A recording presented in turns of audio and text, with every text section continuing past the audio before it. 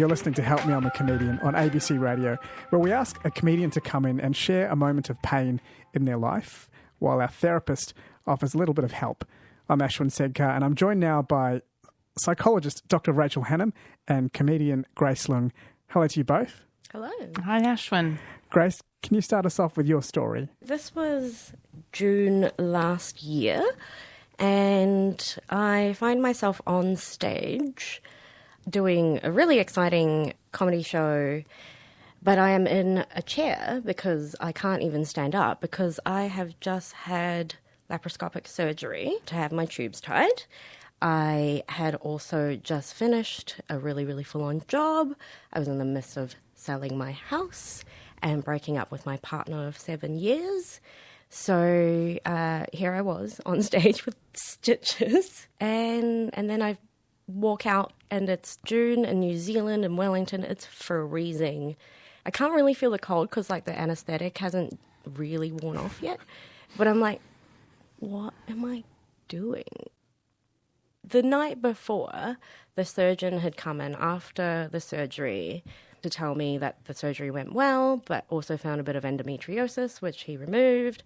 And I was so tired from everything that's been going on.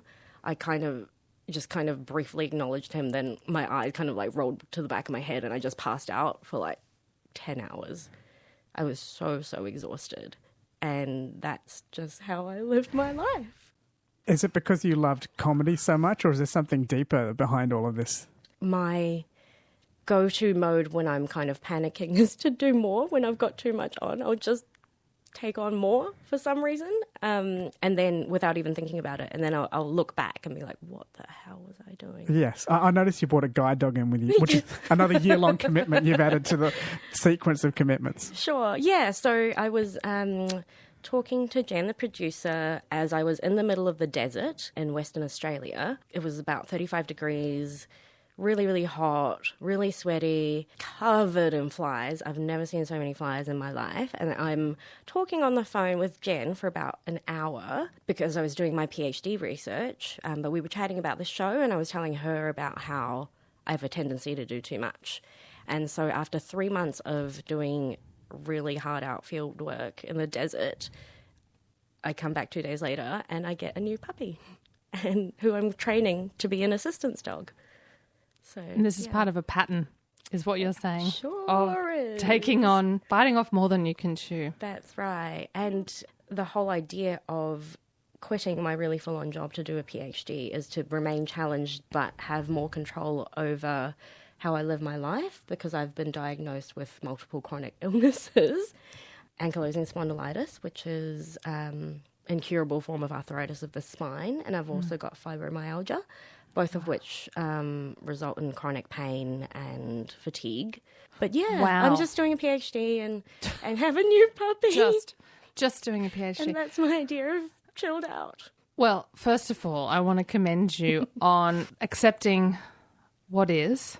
You know, you've got these two chronic conditions and you're not letting them stop you from living the fullest life that you possibly can. I think I value myself a lot based on my work and because I live, by my values and they're very, very important to me. I realised quite a while ago that I can't really achieve anything without looking after myself, but way easier said than done.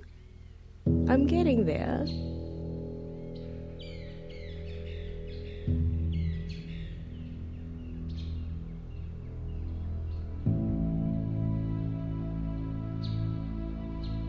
You grew up with parents who you said weren't happy at the time, and your grandparents said that your job was to keep your parents happy. Oh, absolutely. Can you tell us about that? My family, I mean, not to throw them under the bus or anything, I love them dearly, but, we've all got our problems, and, my family could be quite dysfunctional at times growing up, quite a lot of fighting, and I think I would have been about maybe 7 or 8. And my grandfather, and the fighting was particularly bad. And my grandfather says, "Oh, it's up to you to get them back together and get their marriage working again." And I just took it on. I was like, okay. Not knowing how the hell you would do that. No, I was just like, oh, yep, I'll distract mum and dad when they're fighting. And I think a lot of the kind of tendency towards comedy comes from trying to diffuse situations with humour. It took me a really long time, probably till my early 20s, to realise, holy crap, that is not my responsibility. What have I been taking on? There was a lot of pressure growing up to diffuse situations and be a mediator and kind of be the adult in the situation. In what way do you think that childhood has affected you? Pretty much every way, I think. Like, not only do I feel a huge sense of responsibility for my family, which is partly a cultural thing as well, which I think is actually really valuable. What was it like to realise in your early 20s, oh, that is not my job. That was not my responsibility. Was that liberating in some way? It was liberating, but it was really painful, and it still is, to have to step back and dissociate yourself from people who you love, who you feel a sense of responsibility for, who you want to be happy, and to have to step back from that and say, that's not my responsibility, but also for it to keep going on and for you to feel like, I can't actually do anything about this. To detach and try and find a healthy level of attachment with them. Absolutely. Where you no longer hold yourself responsible for their well-being. Right. Because as you discovered, right, you can't. Exactly. Not only is it not your job, it's an impossible undertaking. The boundaries get blurred between parent and child. You know, so suddenly you're trying to look after them in some way, take care of their needs, you know, solve their problems. And you're the child, right? So that leads to a sort of enmeshment. And the opposite of enmeshment in families is differentiation. Right. And I know there's cultural nuances around that, Absolutely, you know, across cultures. And so it's kind of tricky and messy and complex. But I've seen it time and time again that when you get sufficiently differentiated, which is that healthy detachment, where especially once you're an adult and everyone needs to just take responsibility for their own needs and actions, that in the end you can probably have a better relationship, even though it might not feel as close, because enmeshment, as painful as it is, or can feel like closeness in a weird way at times, and you have to kind of sacrifice some of that when you differentiate. Absolutely. Does that make sense? Oh, absolutely. And that's why it's still quite a painful process to have that differentiation. Yes. And it is painful. I've had it with my own mother. It's like, oh, I'm a different it sounds so weird to say it out loud. I'm a different person. I'm separate. Yeah. I'm allowed to have my own rules and thoughts and ideas and do things differently. That's right. And like you mentioned, the whole kind of the cultural nuances of that really complicate things, because being Chinese, we have a real sense, the sense of self is beyond your actual individual. It's your whole family. It's everyone you love. So to have to differentiate from people who you love, it's kind of it feels a little bit like losing a bit of yourself, and you kind of lose a bit of direction as to what your purpose is. In Asian culture, your dad or mum chooses your job and partner. They just have much more influence in your life, even as an adult. Have you found a happy balance between your Chinese roots and Western culture? I think it's a constant tightrope that I'm walking. My family are actually, they're pretty westernized, really, and pretty open-minded they're not particularly traditional. So I've had a lot of liberty to travel, and, you know, I've tattoos and I do comedy, and it's all... Very cool tattoos, I might say. Thank you. I mean, they weren't super happy about the tattoos, but I'm still in the family, so, you know, it could be a lot worse. Doing this PhD is something that I'm purely doing for myself because I'm passionate about it, but I'd be lying a little bit if I didn't say, actually, I partly am doing it because I want my family to be proud of me and to feel like I've achieved something. And I've actually started becoming more interested in my family's history, because it's quite easy for first-generation kids to just be completely assimilated into Western culture and just kind of dissociate with our roots, so to speak. But actually recently I'm finding, I've got one living grandparent left, my grandmother, my papa, and, she's got, like, the wildest stories of, like, the war and, things she did when she was a teenager. And the more I think back about, what happened with my other grandparents and my aunties and uncles during the Cultural Revolution in China, I'm really tracing back all of those quite traumatic experiences at times to how they behave and how that's been passed down to my generation. So I've actually started writing a bit of a memoir just as a kind of like self-therapy type to say, like, why am I like this? And how far back can I trace it? Do you think that discovery of your roots happens because you don't feel fully local, and when you're 7 or 8 years old, you're trying to fit in as much as possible, and you get to 20, 22, and you think, I'm not quite Anglo-Saxon the way I was raised. I'm really passionate about these other roots that I was ripped apart from very young, and I want to go and rediscover them. They're just really fascinating stories in any case, even if I had nothing to do with them. Like when I just kind of casually throw out, oh yeah, my aunties and uncles were sent to re-education camps during the Cultural Revolution. Hang on, that's freaking crazy, right? I mean, they're just really interesting to discover. Definitely feeling like I don't always fit in Western culture either definitely has made me think more about my own roots. You are listening to ABC Radio. I'm here with psychologist Dr Rachel Hannam and comedian Grace Leung. My name's Ashwin Segkar. We're talking to Grace about her experiences growing up. Grace, at one point you were diagnosed with depression. Can you tell us about that? It's a bit of a journey. I've had definitely depressive episodes, but I've never been formally diagnosed. It's something that kind of runs in the family. It really, really hit me when I started getting unwell in my mid-20s. I wasn't immediately diagnosed with ankylosing spondylitis, but it took about 6 years from when the symptoms started to getting an actual diagnosis. For those who aren't familiar, what does that condition involve? So ankylosing spondylitis is a form of arthritis which is systemic, but it mostly attacks your spine and it makes your spine and also ribcage so inflamed that it starts fusing together. So it's pretty grim. Wow. But makes a really good comedy set. Has that been one of the ways that you've coped with having to live with this? Absolutely. Yeah. Does it cause you a lot of physical pain? Yeah, I think more than I'd like to admit, because it's chronic rather than acute. I mean, I do have periods of acute pain, but it's more the chronic kind of like slight dull pain that really wears you down without you even noticing that you're in pain, and it really contributes to that fatigue. So when the symptoms started, but I didn't know what was wrong with me, I kind of went from this like super active 26-year-old to all of a sudden some days I couldn't get out of bed.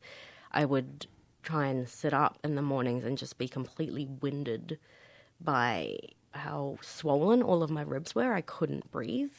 Sometimes it would wake me up in the middle of the night, and I didn't know what's going on. And because this condition's quite rare for women, the doctors didn't catch on to it for 6 years. So it's more common in men. Yes. Yeah. So I didn't get a diagnosis for 6 years. And so they were like, maybe you're just getting old, or maybe you use a computer too much. And it really messes with your head when you think something's wrong, but doctors are telling you that there isn't. And so you try and get on with your life, but you're pretty sure something's really, really wrong.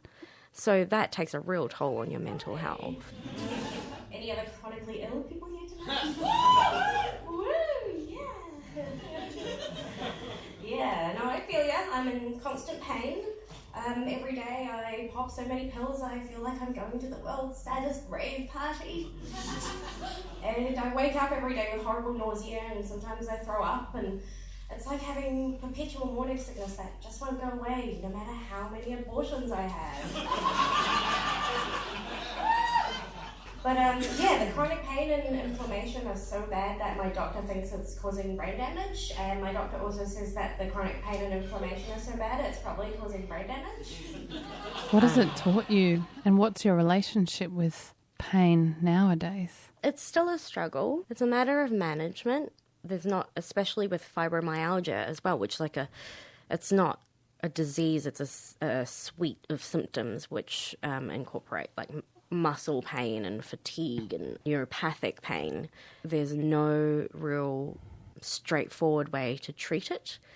So you kind of have to manage it psychologically. And I think my issue is more having a tendency to just ignore it and power through it, which I do manage to do a lot of the times. I did 3 months of really heavy field work. And then I was just completely exhausted because who can manage to do that much physical work? So you've learned to ignore your body and its signals, and it just screams louder at you until you...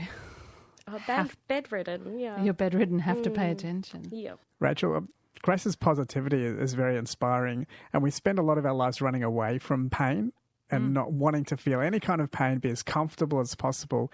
Can you tell us, as a psychologist, the value of pain? Well, I often say to people, pain is the most powerful teacher. When we're little kids, we learn not to touch the hot stove sometimes by touching the hot stove. I think emotional pain teaches us a lot. We want to avoid pain. We're afraid of pain. And yet pain is inevitable, whether it's sickness or whether it's emotional pain. It's common for all of us. Pain can be accepted.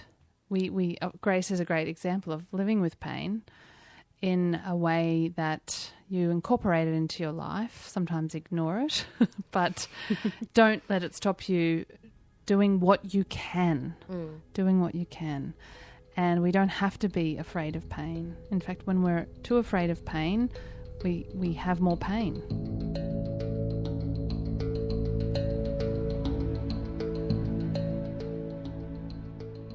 You're listening to Help Me, I'm a Comedian on ABC Radio, and hearing from comedian Grace Leung and psychologist Dr Rachel Hannam. I'm your host, Ashwin Segkar. Grace, the first time I saw you doing comedy, you were telling quite a dark story about a walk you took through the Domain, which is one of the main parks in Auckland. In Wellington it was. Okay. Can you tell us that story? 8 or 9 years ago now, I was walking home one night, not particularly late, and I was attacked. This guy kind of ran up behind me, picked me up, covered my mouth and said if I made a noise, he'd kill me, something to that effect, and then dragged me down the side of a building. And then I managed to fight him off, socked him a really good one in the face, and he ran away. I managed to the police set me up with counselling after the event, but I didn't really deal with it for a long time, or I just kind of moved on with life. They never caught the guy. 6 or 7 years after that, some stories in one of the main New Zealand newspapers came out about how, rape and sexual assault cases are still underreported and sometimes mishandled by the police, which is resulting in perpetrators not being caught. So that, even after so many years, really fired me up, because right after the event, they asked if I wanted to go on whatever the name of the police show is to cover the story to see if it'll help catch the guy. But I said no, because I just didn't want to relive it. I didn't want my family to hear about it. I've always kind of regretted it, because it might have helped to catch the guy, because there were consequent sexual assault cases that were very, very similar. And, I suspect in my head that they might have been the same perpetrator. And because there were quite humorous parts in it that I really like retelling my friends at the bar. After I'd called the police and they came onto the scene, and because I hadn't walked very far from my friend's house, I asked, while they were looking for evidence, whether we can go back to the house. So a policewoman escorted me back to my friend's house, and as we opened the door, my friend was just taking a huge hit from a bong. And he looked up at us, and it was just like 2 foot tall neon green bong. He looked so terrified that I wanted to comfort him, even though I'd just been assaulted. But I wake up in the morning and the first thing I say to my boyfriend at the time was, "Oh my God, what happened to the mooncakes?" And he was like, they're fine. They're in that casserole dish in the kitchen. How did you... And so, a bit of a side story, I have asked the police to reopen my case in light of a recent expose that maybe thousands of cases of sexual assault have been mishandled by New Zealand police over the last 20 years, and that is unacceptable. So, while I was reviewing my case notes, I come across this actual quote. "I must have had the casserole dish under my arm the whole time because I didn't drop the cake." So it turns out that I must have literally fought the guy off with one hand. You said you didn't want your family to find out. Yeah. So you didn't tell them? No. In fact, they didn't find out until probably 7 or 8 years after. What stopped you telling your family? I just didn't want them to worry, and not in a completely kind of selfless way. I didn't want them to worry because that would hassle me. It just made my life easier not telling them. I think my suggestion to anyone who has survived assault or rape or sexual violence is to look after yourself first. And that's what I did at the time. And I'm glad I did it. I'm glad I didn't tell my family because I think it would have made my life more complicated.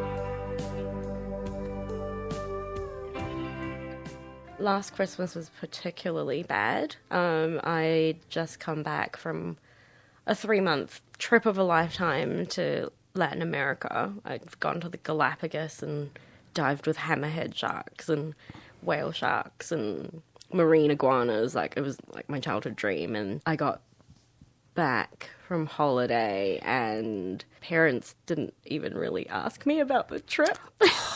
Just kind of squabbling. That's all it takes. You know, you've had this amazing experience and they're your parents.